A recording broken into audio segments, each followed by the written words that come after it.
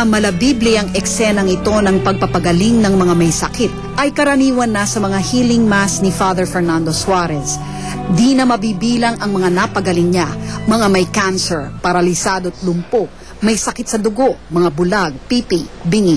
Meron pa nga raw siyang patay na naibalik sa buhay. Nung una raw niyang nalamang may gift of healing siya, inayawan niya raw ito at tinakbuhan pa.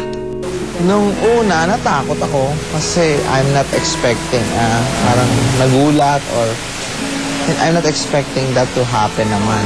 So, nagtatakbo ako and I don't want to think about it. I tried to avoid or eradicate that memory into my mind since then. Pero sadyang hindi raw niya matakasan ang misyon sa kanya ng Panginoon. Sa Canada na rin niya tuluyang niyapos ang kanyang gift of healing.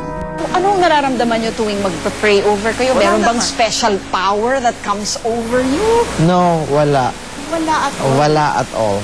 Like, what comes out from me probably is the love and compassion toward the person that I'm praying.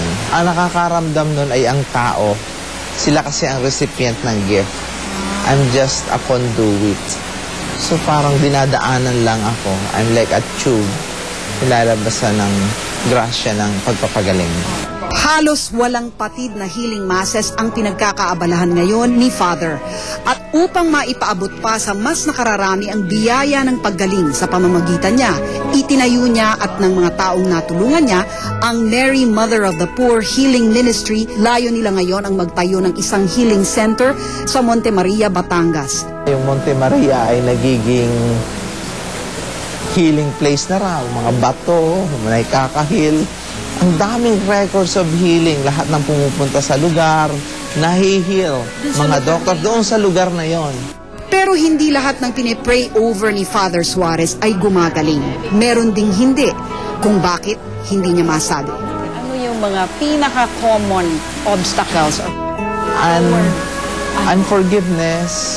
Unforgiveness unang-una kasi nasa Bible din naman yan.